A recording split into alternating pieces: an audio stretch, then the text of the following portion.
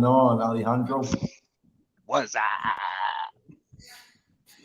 I'm How you finishing up doing, my brother? last bite of food right here. We got to get the show started on time. Let's do it, man. So, bro, we today we're gonna be finishing up what we've got the last little bit of the seller personality types because for the last what has it been now about a month we've been breaking down different seller personality types, understanding our dominant sellers, right? The aggressive red personality types that most people are scared of. We broke down Mm-hmm. the analytic personality types, right? Because first off, let's do a quick recap. Our dominant sellers, most people are scared of them, but we understood that these individuals are the people that when you actually build rapport by gaining their respect, by establishing your credibility, that these people Mm-hmm. tend to open up and they give you the world. Yep. Then we had our analytics. These are the people that are going to ask every single question, right? They want to see your company website. They want to see the numbers. They want to get an email. And sometimes we think when they're asking all these questions, they're doubting us. But in fact, that's how they show they're interested. The more questions they ask, the more interested they are in what you're saying, and the more they Yep. have some trust and faith in your credibility, your ability to answer. When they stop asking questions, that's when we get worried. Then Yep. we had our steady seller types, right? Our very conscientious people. These are our typical employee type individuals who are really looking for that stability. They want to know that they could trust you. You're a reputable company, that you're going to take it nice and slow with them. You can't really speed up the process. Like they need security here. These people do not jump off the edge of the cliff. Right? These are calculated, slower moving people. They eventually make a decision, but they are not Speedy Gonzalez. Yep. Exactly. And then that brings us to our final personality type today, which is kind of funny because, quite frankly, it's my personality type. It's more of that influencer. It's that person that wants to make a meaningful bond with everyone. And guys, self awareness is critical. We got to know who we are. Like I know who I am. So let's talk about this personality type because this personality type is normally in most of the personality tests that you see out there. This personality type is typically colored either blue or yellow. I more often see it colored blue. Mm. And these people, really, what's interesting about them, Alejandro, is these people they're talkers. They're the analogy is if you go into a grocery store, your red personality type is the dude that like his wife sends him to the grocery store. It says go and get some milk. So he gets out of his car, runs in, get out of my way, runs to the milk store, swings open the door, grabs the milk, gets out, gets online, gets back home, hands the milk to his wife and says, I'm done. Right? The analytical dude, he gets to the grocery store, he's standing there like, okay, which milk should we Two go with? percent almond silk. Ooh, this one expires on the 4th. This one expires on the 5th. This is a gallon. This is a quarter gallon, but it looks like this one's 22 cents per liter. Now, what's a liter to a gallon? Like, that's that dude, right? Then the steady person, they're sitting there thinking, like, if I buy this gallon right now, how's it going to affect my ability to buy bread tomorrow? And then my personality type, you know where he's at? Bro, he's not even at the milk aisle yet because this dude walked into the store, greeter said hello, and now he's still having a conversation with the greeter. Yep. This personality type, people need to understand when you talk to these people, it's going to feel real good because you can build rapport with them so quickly. The challenge is you might get stuck. They're going to rope you into a conversation that goes nowhere. These people will take you down rabbit holes upon rabbit holes upon rabbit holes, right? Do you ever come across these sort of people? All the time. All the time, bro. In fact, I love them. I have like a love hate relationship with them. Yep. I love them because they're easygoing and they make my day a lot easier. Because it's not so much negative energy. They're more like on a positive end. And then I got the Mhm. hate relationship because it's really tough to get off the phone with them. Like even if you want to, it's like, man, this conversation is so good. Like it's going so well. Like I really don't want to end this conversation. I've sometimes I've had conversations up to an hour, bro. And sometimes like you have to figure a way how to potentially even make that a little bit um, lengthy. You can, do that by setting expectation. That is the easiest way to overcome that. Like, hey, great, I have a 30-minute slot, and then that same person that likes to talk can be like, hey, but I know you got to go, by the way, this is a great conversation. I know you got to go, blah, blah. So it's great. So by setting expectations, it put me in a position where I don't have to destroy that conversation we had for like 30 minutes. Dude, what a DE? Are we talking about how to get off the phone with yellow sellers? Yeah. The Marlin sellers. That's my personality type all day long. I'm not even gonna front. People know it about me. I know it about me. Oh yeah. So Alejandro is absolutely right. If you get on the phone with these people and you identify this is who you're talking to, setting the upfront expectation of what the rest of the call is going to be like is absolutely critical. You cannot start these conversations with these people without setting upfront contracts. Daryl, what's an upfront contract? You set the expectations, right? It's when we let the seller know how this call is going to go, what are the next steps, what's going to happen if we're a good fit, right? What happens if we're not a good fit? You set the expectation. It's almost like when you're in school and your teacher says, this is what we're going to do today, class. We're going to read chapter 1 of Moby Dick. And they put the chapter of the book and the book name. Come on, bro. Yeah, come on, bro. You're childish, bro. So the teacher says, this is what we're going to do today. And the whole class, they understand the expectation. They understand what's going to get done, right? So it's the same thing when we're talking to sellers. We want to set the expectation. So we know, right? In this case, Alejandro, because he knows that yellow seller may potentially talk his ear off. And you have to know know yourself, right? Like know thyself. Marlon will probably sit on the call with that person and love that conversation. Me and Alejandro like, no, I need to get away. Right. That's why I got excited when we were talking about how to get off the phone with them, because I got a good way. I actually learned this from Keston, right? And Marlon, you may know this, but you're in the middle of a call, right? And say this yellow seller has gone way left, and we haven't talked about the house or the property or their situation for the past 20 minutes, right? And now it's time to get off the phone because you have other leads who need you to talk to them, right? One thing that Keston always did that I straight stole this out of his book. I don't even got a wife, but you act like your wife is calling you and you play that role, right? So you're in a call, you're like, what'd you say, honey? I'm coming. All right, I'm coming soon. Hey, man, my wife is calling me, man. I really have to go. I'm so sorry about this. And then you move forward, right? And they understand, right? The wife's calling. And it's a fun way to get them off the phone. I like to keep sales fun. Daryl's absolutely right. And let me give you all insight, because I actually do, this is my personality type. I'm going to tell y'all the world's greatest secret. You're worried you're going to offend them. These people are very tough to offend. They know they're just caught up in their own world. Like, they know that they can take the conversation forever. So you're not going to offend them when you say, like, hey, when you bring the conversation back on track, you won't offend them unless your intention is to offend them, because these people pick up on your intention.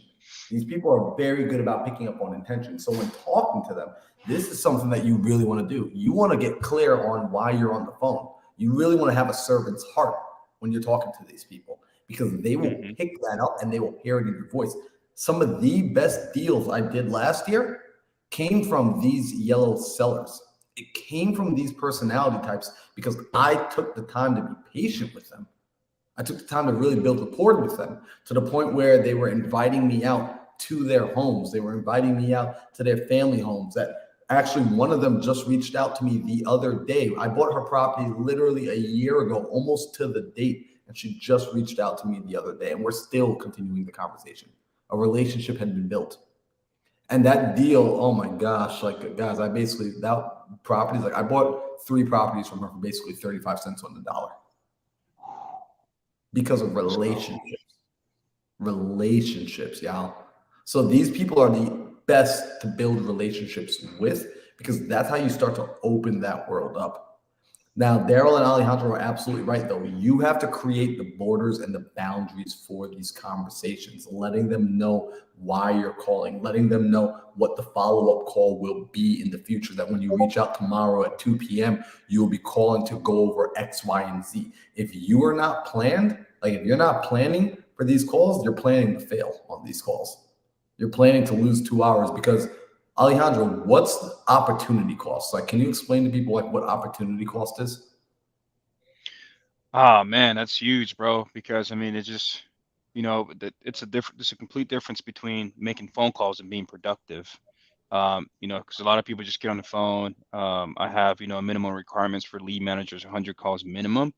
But the most important thing is 25 conversations minimum per day, which means if you're 100 calls and you only had 15 conversations, you need to up those numbers up. Don't stop at 100 calls because I'm going to look at the conversations, which is, because anybody can make 100 calls, but how many conversations did you have, right? If you have 100 calls and you only had 5 conversations, that's not being productive, man, right?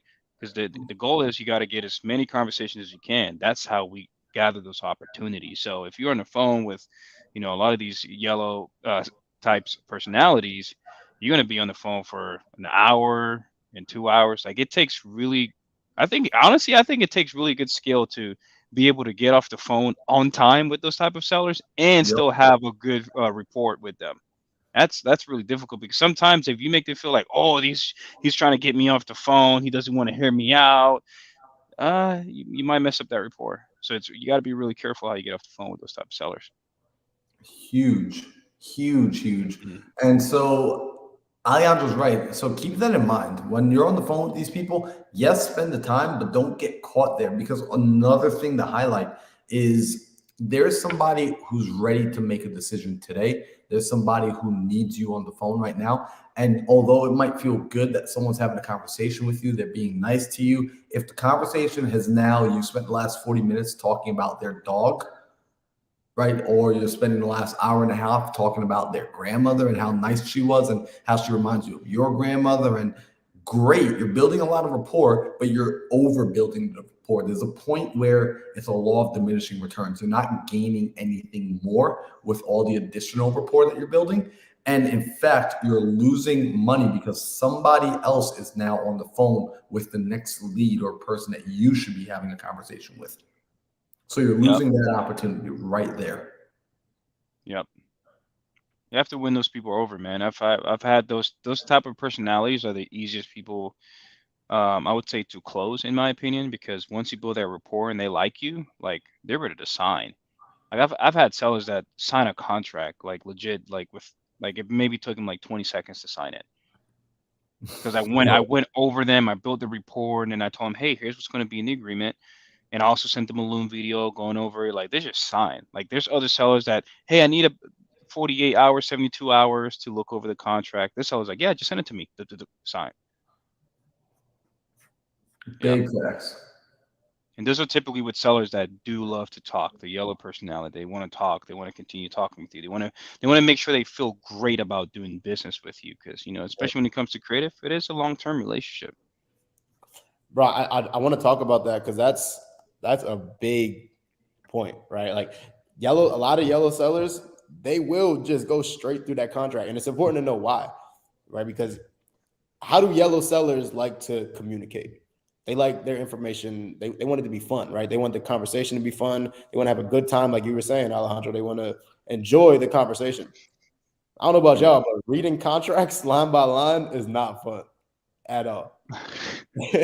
Right? So we have certain sellers that we talked about. There's certain personality types who actually enjoy going line by line. And not only do they enjoy it, they find it necessary, and they would never even dream about signing any type of paperwork without going every single line. Yellow sellers are completely different, right? Because like we said, they like their information fun. They like to have a good time. Reading contracts, reading paperwork is not fun. So yeah, it's important to understand that as you're sending contracts, as you're looking to close people. Because I know me personally, when I get ready to send a contract and we go over it with the seller, I ask the question first. I'm like, hey, do you want me? I can go through this contract line by line with you, or I can just show you the most important parts.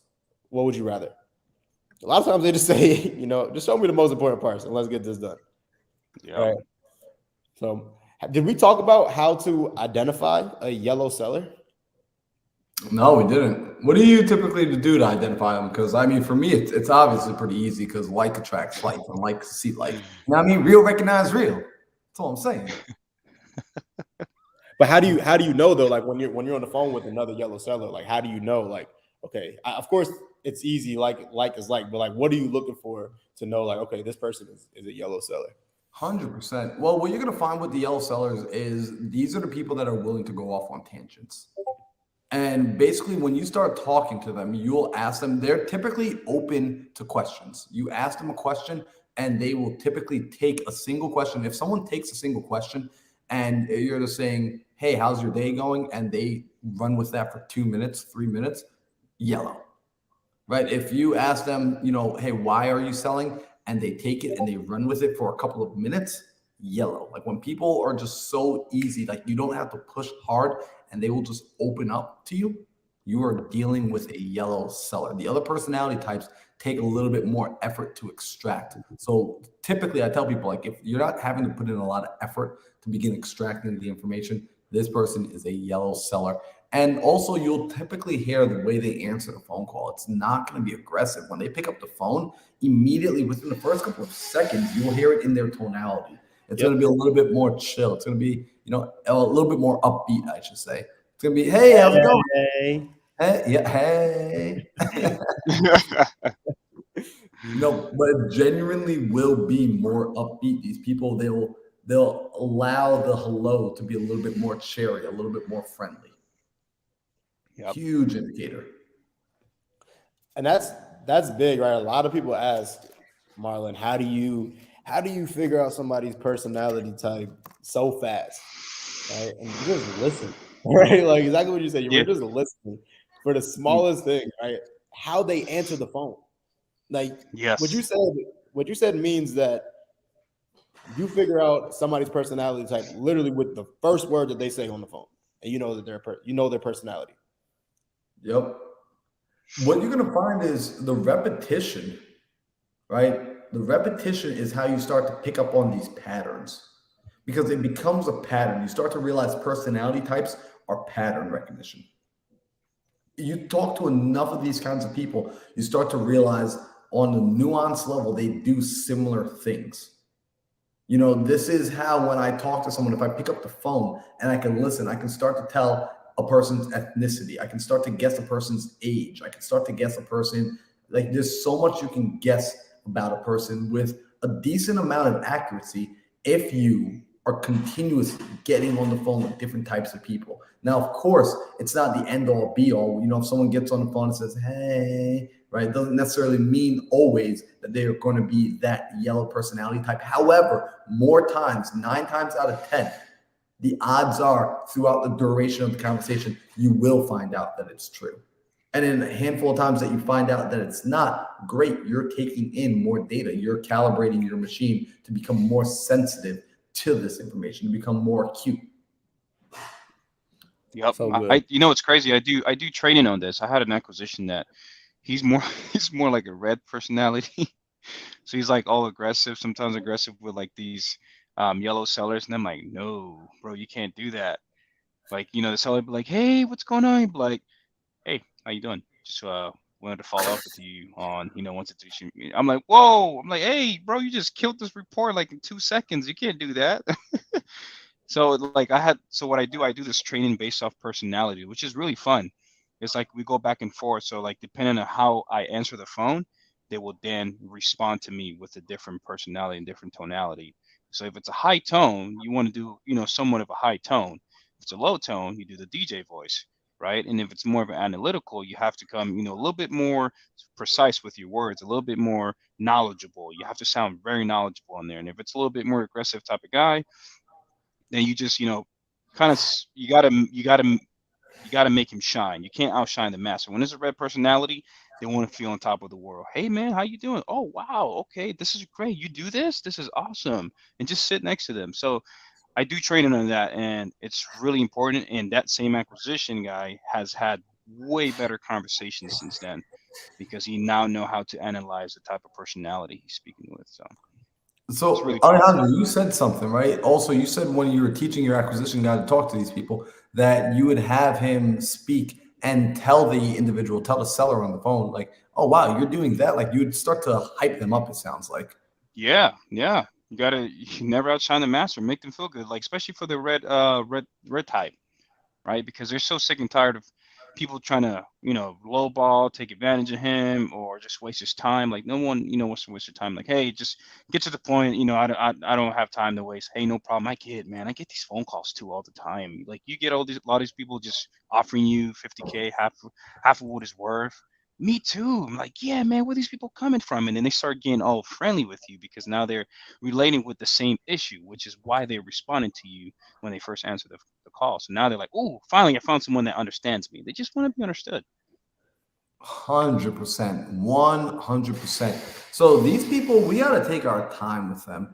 In fact, I'm thinking of something as well. When I speak to agents, right? Real estate agents, when I find these yellow agents, so it's not just homeowners. Other times in this business, you're going to be partnering with agents. I want everyone to hear this out loud. Real estate agents are your business partners in this business. Start looking at them as your teammates. They are your friends. They have the capacity to find you some amazing deals. And it's actually these personality types that I like the most as real estate agents. And here's why.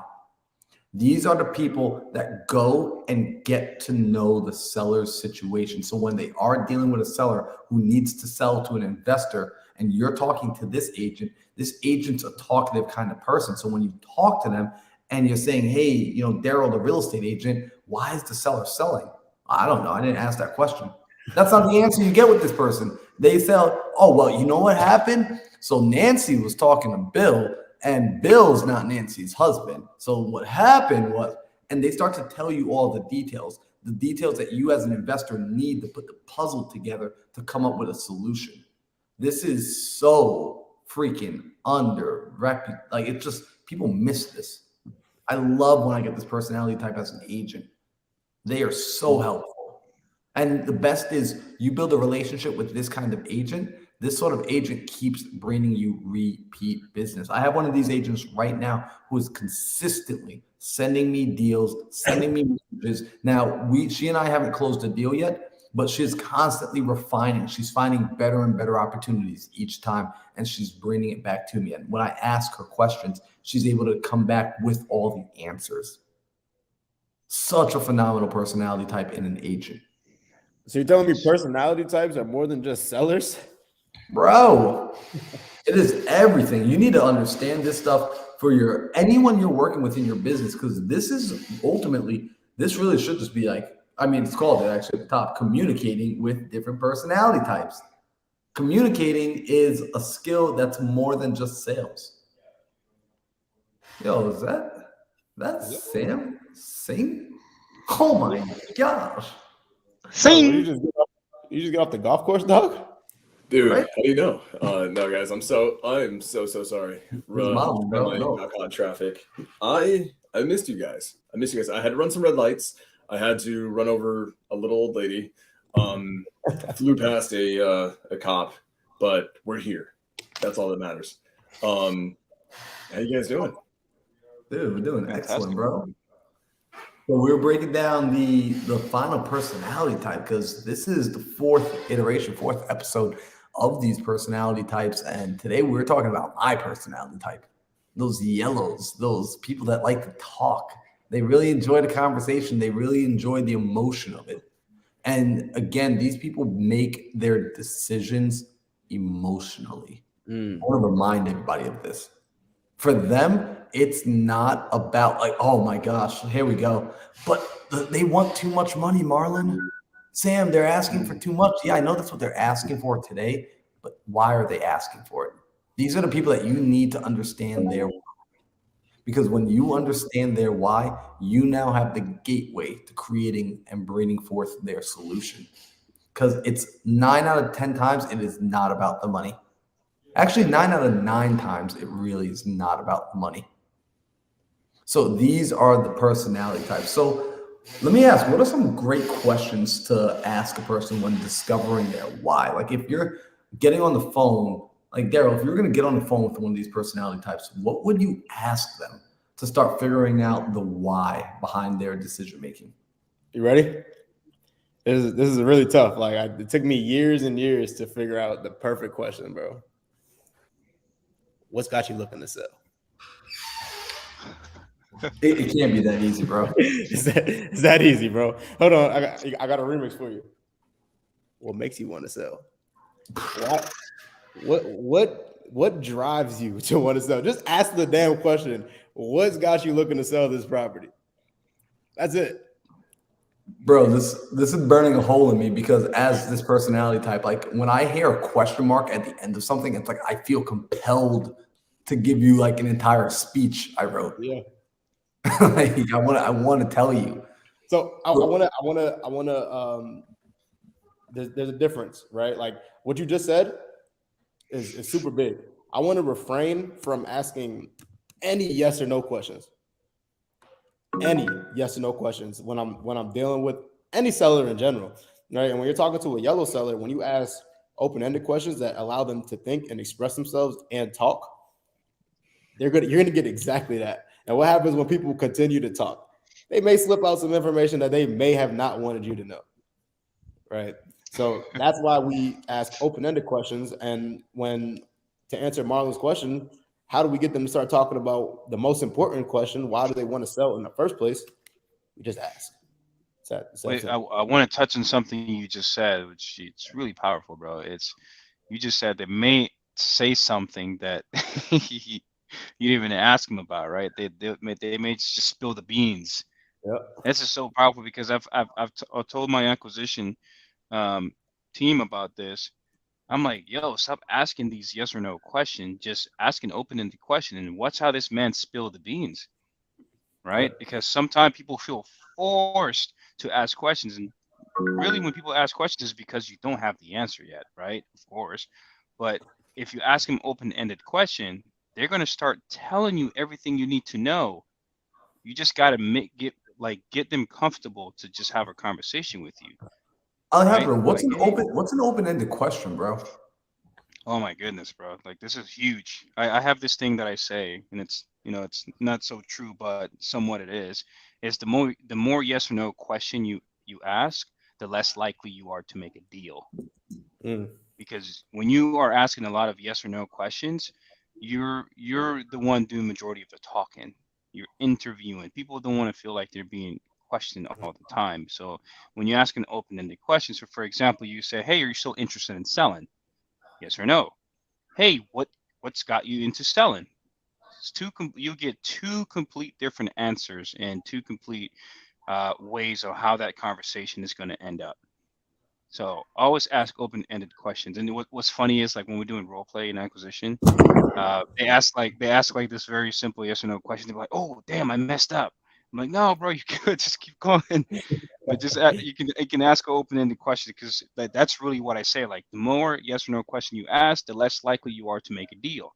Open-ended question gets the seller comfortable enough to open up to you. Once they're open up to you, now you have a seller that's comfortable talking to you. If the seller's comfortable talking to you, they're comfortable doing business with you. I love it. So when we talk about, and because Chad asked a great question too, he said, what's a good open-ended question to ask? Typically, a good rule of thumb is going to be asking things that involve the what, why, or how. Any questions that typically start with what, right? What's got you interested in selling? What's going on here? Why are you selling? Why are you having trouble selling? Why has the property sat on the market for so long? How would you like to get this property sold? How would you like to be on to the next chapter? How did the property end up in this condition? Right? When we start to ask the what, whys, and hows, those are typically going to be things that get them to open up. That's why we call them open-ended questions, because they can go in any direction. Let me not say any direction. They can go down multiple paths and truly give us more information while we're still guiding the overall direction towards the finish line. So we're guiding it, but we're giving them the freedom to feel like they're in control of the conversation. Because with yes or no questions, you're not really, when a person only has two options, they actually don't have any options. Facts. If you give someone only 2 options, you've given them no options. Really think about that. Oh, I do that all the time. That's so good. That's good. The two options. I do all the I time. would- It's like, I hey, would say this. do you rather sell it on the market and potentially walk away with this amount of money, or do you rather make more money in the long term? Right? When you get those two questions, like you almost sound stupid saying, "Oh, I want to make less money." No one wants to say that. No one wants to say that. So when you give them those two options, like, well, I do want to make more money, but I don't know if I can do for such long. It's okay. How long can you do? And then you structure a deal y'all with just the catch and that? then that's it. Were y'all listening? Because Alejandro just showed you now, because some of you heard we got to use open-ended questions, so you threw out closed-ended questions, right? And Alejandro just showed you now as a master how you use these open-ended questions to guide them to a place where now you can use closed-ended questions to actually really make the obvious choice very obvious. Exactly. I would say this, right? You want to use open-ended questions when you're in a discovery phase, right? When you're in a discovery phase with a seller, with a human being, the open-ended questions, they're allowing you to get all the information that you need to steer the conversation. What you'll actually notice, and if you watch like some of the best closers close over the course of, let's just say, a 20-minute phone call, you'll realize in the front end of the call, the first 5, 10, 15 minutes, it's nothing but open-ended. What are they doing? They're like a doctor doing an assessment. They're just getting you to give them the entire everything. Half the stuff that the seller tells them, not even applicable, doesn't even matter. But they're going to find the things that they need to figure out what's compatible on the back end. And what will end up happening is as the conversation goes longer and longer and longer and longer, the best closers, you'll see the open-ended questions start dipping away, and they'll use different strategies. They'll use things like false assumptions. False assumptions are one of the greatest things ever, especially with yellow sellers. And here's why. A false assumption is this. Well, I'm assuming you're going to go ahead and do this, right?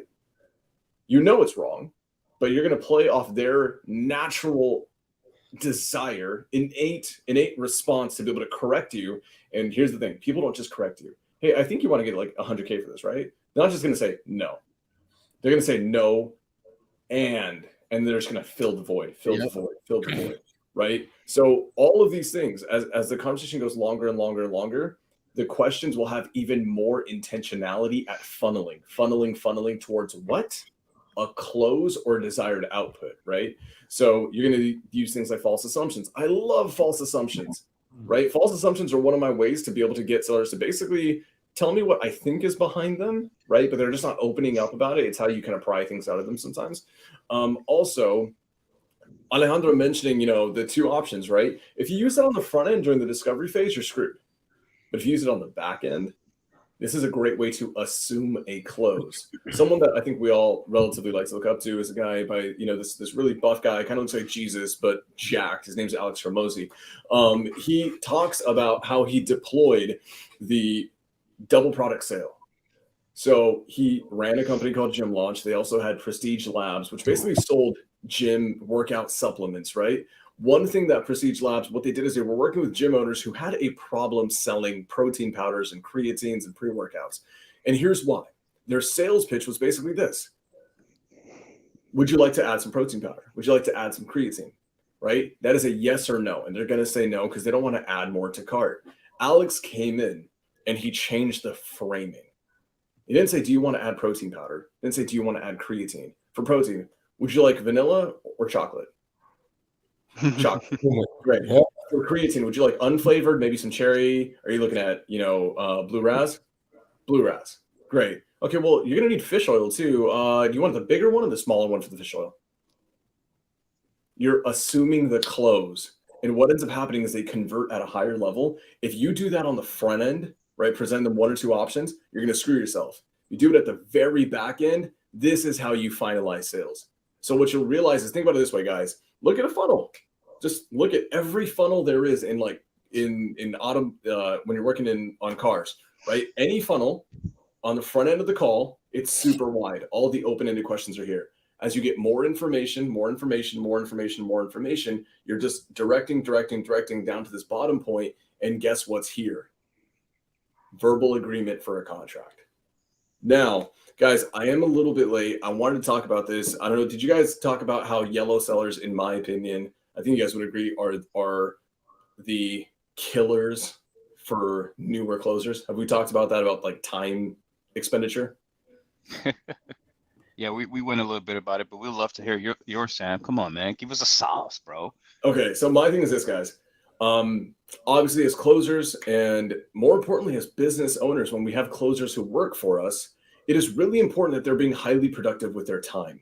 With a yellow seller, you need to, it is probably, in my opinion, the most important seller to maintain control of right off the bat. Why? Because if you give them that control, I swear to you, you will not get it back. It's going to be astronomically difficult for you to do it. And the reason why is because they're just gonna run away with it, right? They're gonna take the ball, they're gonna run away with it. You're gonna just be chasing them around. It's a pain. And here's another thing, guys. As closers, if you are a newer closer, if you're trying to get those reps in, it's really important for you to manage your time. Right? You got 10 sellers to get on the phone with, and you're trying to contact them at the right part of the day, at the right time of day where they have the time to be able to sit on the phone for an hour with you, right? If you spend that time going after the wrong seller because they're yellow and they just entertain the conversation, and then you think it's okay, here's another big thing you guys need to learn. As all closers, I had to learn this the hard way. Just because you're having an extremely positive conversation with a seller and there's tons of rapport does not mean that they are going to sell to you. And you will conflate in the beginning a cooperative seller who's giving you their life story with someone who will sell you their house. Wait, can you repeat that one more time? I'm laughing because I see so many people go through this. Like you said, just because you build rapport doesn't mean you're gonna close a seller. That is hilarious, bro, because I've seen people get frustrated over there. Like, I don't understand. I built so much rapport with the seller. He likes me, and what the heck is going on?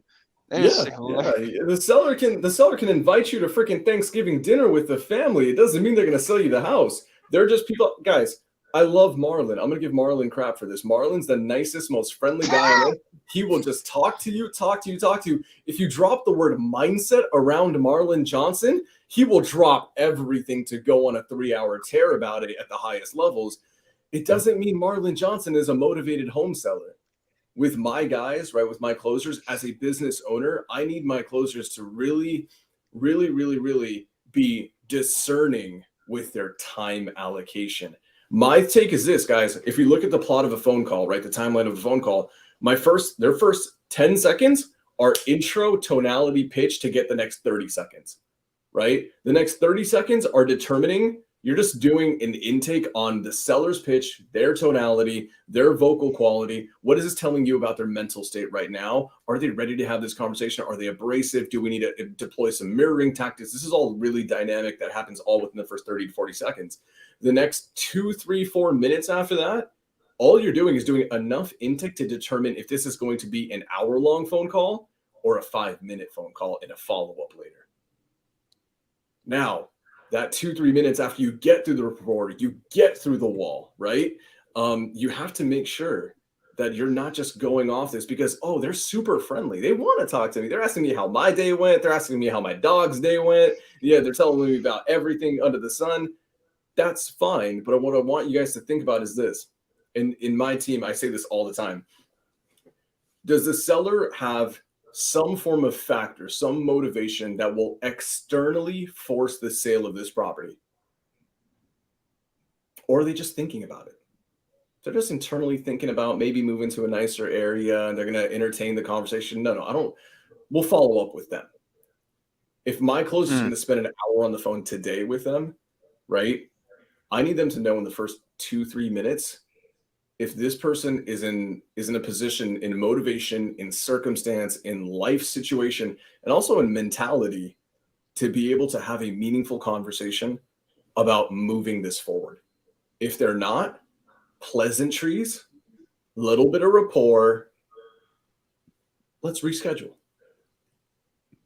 Yep. If you don't do that and you aren't that discerning with yellow sellers, I promise you guys, as business owners or as closers, you'll think you had an extremely productive day, but you just spent 2 hours talking to the wrong human being. And guess what? you missed out on the right human being that was ready for your phone call and they needed to have that talk.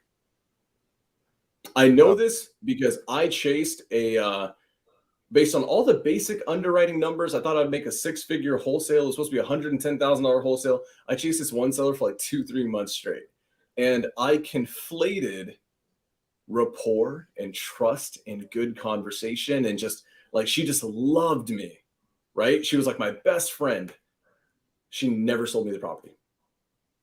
What now I did, and one thing that I failed to do then is because I was newer, I just didn't have the discernment that I do now. I didn't realize this. I didn't ask myself this question. On the trajectory that she's on and the situation that she's in, will there be a forceful sale of this property or not? And there wasn't. She was thinking about it. She had a renter in place. She wanted to maybe get rid of it and pay off some bills, but she wasn't hurting. Nothing was going to happen in the current trajectory of her life, you know, on the way that it was going. Nothing was going to happen to force the sale of the property. Is there an external motivating factor, an external factor that will come into her life and ruin it, make her sell the property? What are things like that? Foreclosure, probates, divorces, evictions, liens, code violations that can't be paid off. And a job offer that they accepted. Now they have to be in freaking Memphis, Tennessee in 2 weeks. These are external factors that will force the sale of the home. Discern that as early as possible. Because if not, you will not get your time back. To me, yellow sellers are the killer of closers being productive. Completely. This is why I love red sellers. Red sellers, man, you'll know within 2 minutes if this person's going to be a 10-minute conversation or an hour conversation or a 10-second conversation. So I had to say that. I'm really passionate about that because I spent a lot of time. God bless that woman. Her name was Julie. God bless Julie from freaking Connecticut. I forgot where in Connecticut. I still think that she didn't sell that home. I think it's still there under her name, and someone is probably talking to her right now. So that's what I have to say about that. I'm sorry I had to go on that. Bro, all good, brother. Love it. Because, these are the things to pay attention to. This is where you will lose time and get sucked in.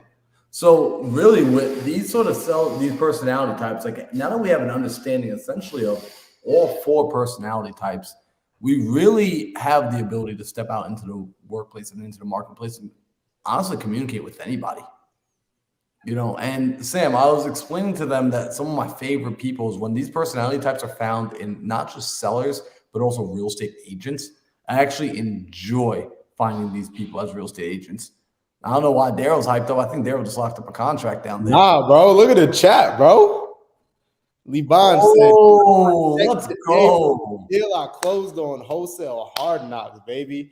That is what I'm talking about. That is freaking lit. Let's go. Let's go, man. That's the power of being inside Daryl's Discord. Real talk. Levon's in the Discord every day, role playing. Facts, I see him in there. Hell yeah. Dope, bro. So dope. Sorry, guys. I didn't mean to ruin the conversation. I got a little excited there for a second. Oh, I was wanted to touch how important is this. I guess we haven't touched on this, but slightly. Having an upfront contract is very important, especially when you speak to these yellow type sellers. So for me, what I do, I have these upfront contracts. Ask the seller if this is a good time before we get into it. Sure, great. And then I always tell them, hey, before we get started, I would love to share with you how we work so you can decide whether this call would be worth your time to continue. Fair enough? And they always said, yeah, sure, that's fine. Great. Immediately right there with that statement, you take control of the conversation, because if you don't say that, they're going to jump right into it. They're going to start talking your ear off, telling you, oh yeah, this is a great day. I'm having Smoothie King, blah, blah, blah. So once you make that statement and they say, okay, sure. Then you tell them, hey, this is how we work. We do XYZ, which is, we help sellers. We buy properties for cash. Our main goal here is to provide you as much value, whether we're involved or not. We don't need to purchase every property. I'm setting like pullback method, upfront contract, all in one in the beginning. And then towards the end, I always tell them, this is how we work. and we have about 10 to 15 transactions we do every month. A lot of these transactions are families that need our help, people that are ready to sell right now because they're facing foreclosure, they have a death in the family, or they just can't afford it anymore. So whenever we having these conversations, I want to make sure that we're a good fit for each other before we move forward. Now, is this something that you're interested in moving forward within the next 30 days, or do you prefer for us to follow up with you in a few months?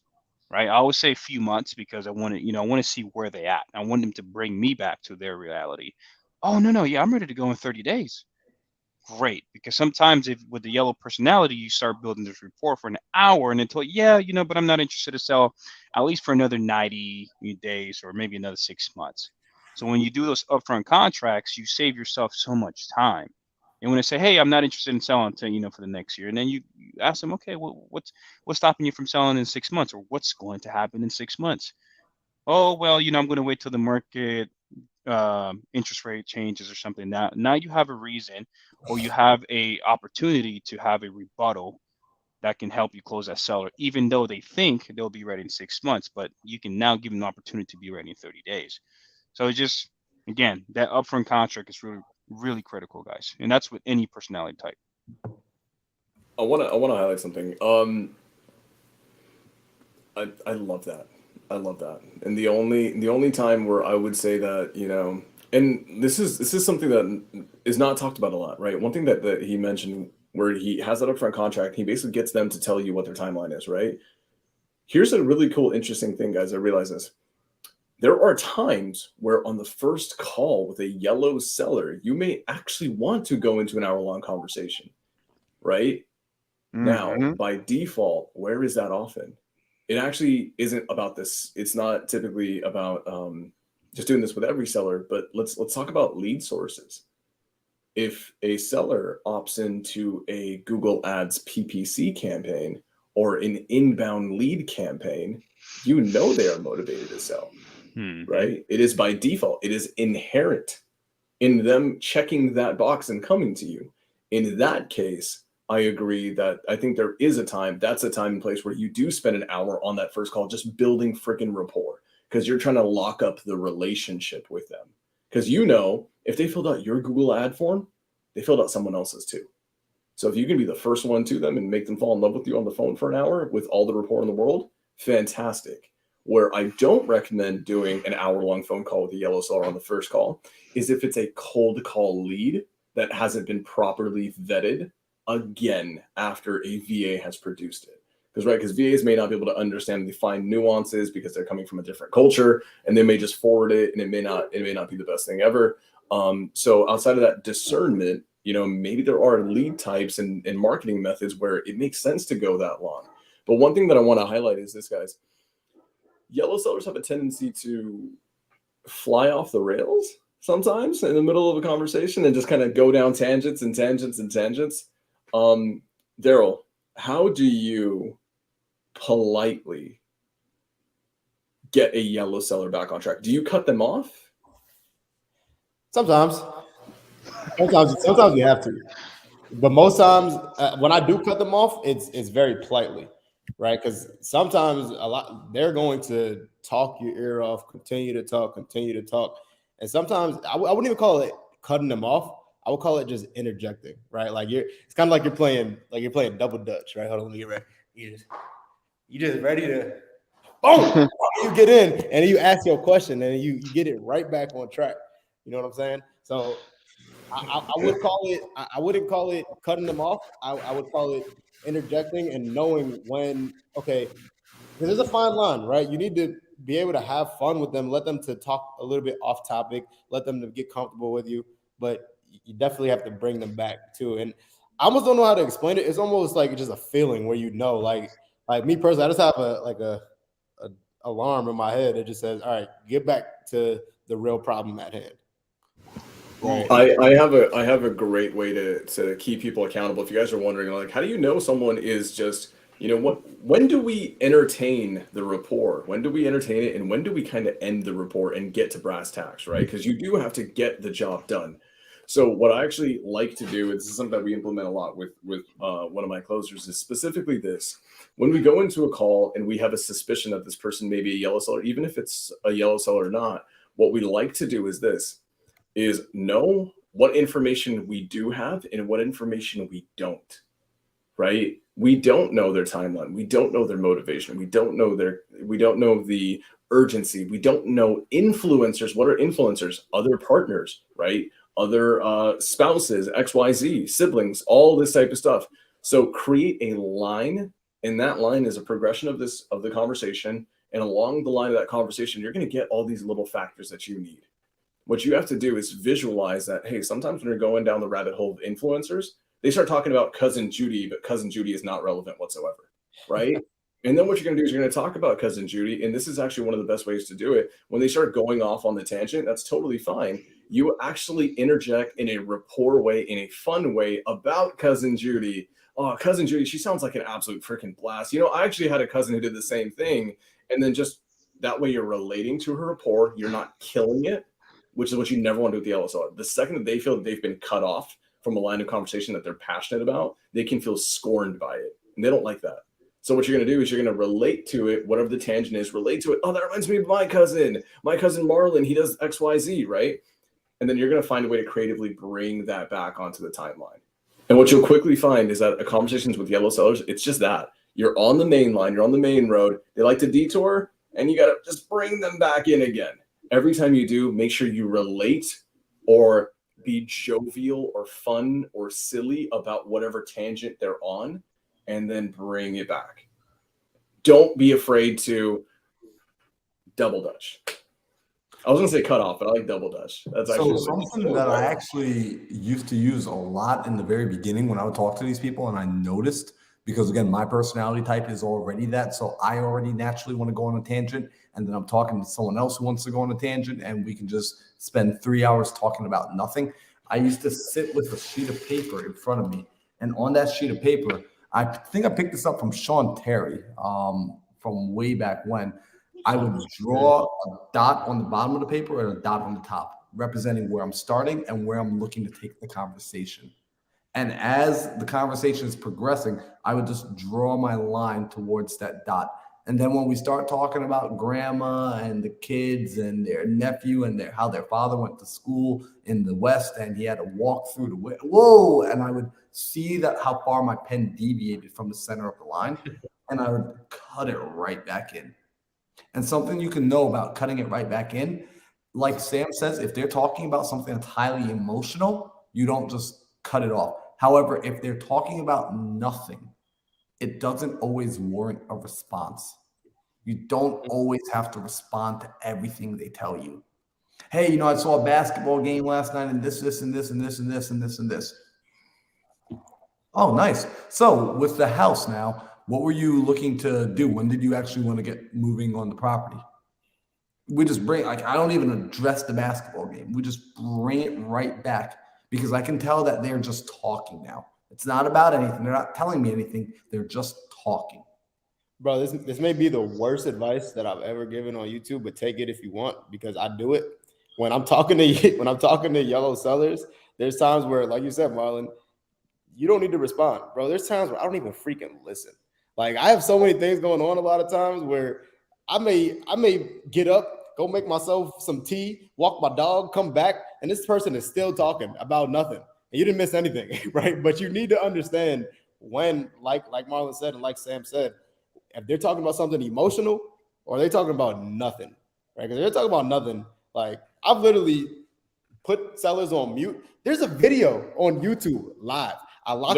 There is. I remember that. You were in the back. You had like a backyard behind you. I was in the backyard. Sam put in the comments. Oh my God. No, Sam said, it was a yellow seller. And I'm talking to him. I ended up locking this guy up, right? And Sam was like, I wonder how far Daryl can walk away and see if this guy would not even notice, right? Or some shit like that. No lie. I got up from my screen. I ran to the back of the backyard, ran all the way back. And this dude's still just talk. The dude did not absolutely did not miss a beat. I was like, yeah, I remember that. I was just like, yeah, dude, like I wonder how far you could like run away and just come back, see if he's over, and you just fucking did it. Bro, like there's times where, and I'm not saying don't listen to your sellers, because it's terrible advice. It's the worst advice that I've ever given, right? But not everything that they say all the time is important to the sale, right? Towards the deal, right? A lot of it is just a bunch of fluff, you know. Yo, guys, let's get into some questions. Yeah, I mean we're about to wrap it up. I think I want to get to some questions. Let's do it. I saw one earlier when making cash offer. It was Mike Carlos Severino. Mike Carlos. When making cash offers, what type of open-ended questions to separate yourself from other buyers? I'll quickly say my main thing when I'm talking to sellers, Carlos, is I'm not looking to make a cash offer. I'm looking to see if I can solve something from the seller, right? So I'm not just looking for a cash offer. So a lot of people think when you get on the phone, oh, got someone on the phone, going to make a cash offer. It's very easy to get distracted, and the way you can differentiate yourself from a buyer is by actually talking to the seller and trying to accomplish what they're looking to solve, instead of trying to ask them about, hey, what's the condition of the AC, the foundation, because that's what anyone that's doing cash offers, that's what they're going to do. What's the condition of the HVAC, the roof, foundation, the electric, plumbing? That's what those cash buyers are going to do. So if you approach the seller, hey, I'm assuming you're getting a lot of cash offers, it's just not worth your time, somewhere around 50% of the value. What's going on? Yeah, it's that's going on. What do you? And sometimes they're not taking those offers because they can't. They don't have a choice. They have a mortgage on the property. So how can they take a cash offer? So Carlos, the easiest way to differentiate yourself is by just talking to the seller and trying to figure out how you can solve their problems. Any takes on that, guys? I agree with you. And I think something that's a really nice open-ended question that a lot of people avoid asking because they think it's maybe too personal, they're diving too deep into the seller's story, is asking the upfront question, the elephant in the room, hey, Mr. Seller, have you been talking to other investors? If so, like they're going to probably say, well, yeah, we've had some other people call me.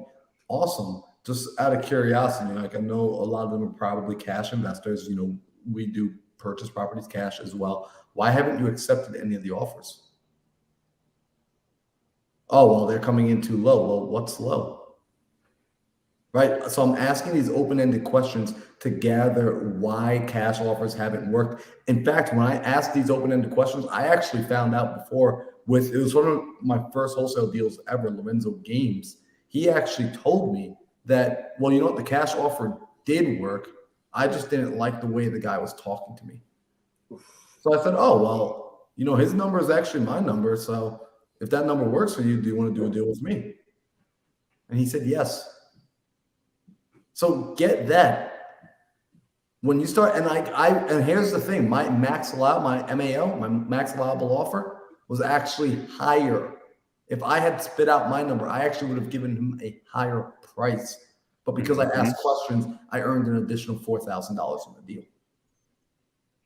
Yep. I want to highlight this question. I think you guys did a really good job answering the last one. I think you guys crushed it. But would you ever just tell a seller to just not talk as much as they do? I mean, Daryl, I feel like Daryl would walk away, come back, they're still talking. He'd be like, do it again, walks away, comes back. Are you still talking? Are you still talking, bro? Like, shut up, please. The answer is no. Yellow sellers, right? There's people who care about what you tell them, right? Yellow sellers, they're the epitome of this line. They don't necessarily remember what you say. They remember how you make them feel. Mm-hmm. They are not transactional. They are relational. Mm-hmm. You don't close them by giving them necessarily always the best, most highest offer, the best deal, XYZ. A lot of times you close them by investing a little bit the right way in the relationship, and they'll be loyal to you. We've all had tons of sellers where we've had yellow sellers where they probably had higher offers. They had higher offers that put more money in their pocket, maybe with investors who are more experienced than us. but we want it because we built a relationship. So don't ever do anything with the seller, in my opinion, that could jeopardize the rapport and the trust. And I like Daryl and I agree on this. Always make the seller feel like you're not sitting across the table from them, right? Get up, walk around, pull a chair out, sit next to them on the same side of the table. They should always feel that way. Facts. Yep. So, Sam, is there a seller that you can politely tell them to stop talking as much, and they're not really?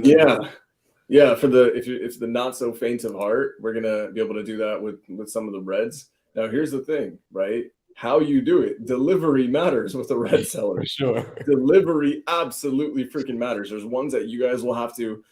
Do I recommend that if you're new and you're just getting on the phones and closing, you start telling a red seller to shut up? Hell no. You're about to get cussed out, and then you're going to come and blame me the next Tuesday on Think Big Podcast. You're going to comment, Sam told me to do this. I did it, and I got cussed out. Here's the call recording. You can be a little bit more abrupt with them, right? But you guys ever have those friends? A lot of times they're like former military guys. You know, military guys typically have a sense of humor. It's a little bit abrasive. They kind of come off a little bit strong. Red sellers the same way. So sometimes you can tell them to just kind of knock it off, and it won't offend them. But a yellow seller who's extremely relational, who may be a little bit on the emotional side, a little bit more sensitive, they will take that to heart, and they will, guess what? I had this conversation today, guys. So we're gonna run over a minute, and I want to say this. In life, when we meet other human beings, we are conditioned to label that person as soon as possible. You guys ever know there's certain people in your life where you just can't figure them out, and it's unsettling. It's weird. You don't know how to feel about them, right? But if I meet someone and I'm like, oh, rich guy, oh, super fit guy, oh, that guy never shuts up. I've slapped a label on them. My brain can move on because I'm not processing them anymore. Right? When you're talking to sellers, they're trying to label you as soon as possible. And if you give them something negative, like a yellow seller, you tell them to be quiet, they're abrasive, they have labeled you as mean, as rude, as disrespectful, and it's going to be almost impossible to come back from that over the phone. Facts. Agreed. Mm-hmm. Guys, we're over today. 2 extra minutes for free. Free. I mean, no, we'll charge you guys later. Housekeeping, guys. Mindset Marlon. Any last words? Nah, man. I think we crushed it today. So, guys, next week, be back here. I'm not sure. I think we're doing Deal No Deal next week. So I'm looking forward to that one. We got some deals to break down. In the Mindset Manor, we already locked up. How many contracts got locked up yesterday, Daryl? My wholesale company locked up 2, and I bought a house. And shit, you had a few too, didn't you? I had a closing yesterday, and then Carolyn and Myron came through, and they locked up 2 in the kitchen. And I locked one up today. Come on, man. Come on, man. Let's go. Man, this is amazing, bro. Next Tuesday. There hasn't been one night slept in here where a contract wasn't locked up. Oh. Damn. So, yeah, I got nothing. I'm good. Damn. I think Guys. my son's behind you, Marlon.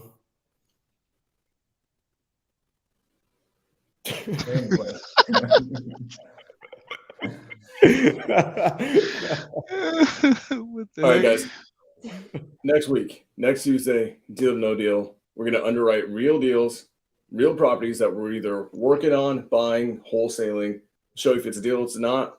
If it is a deal, if it's not, what we do with it as experienced investors. We will see you next week. Let's go.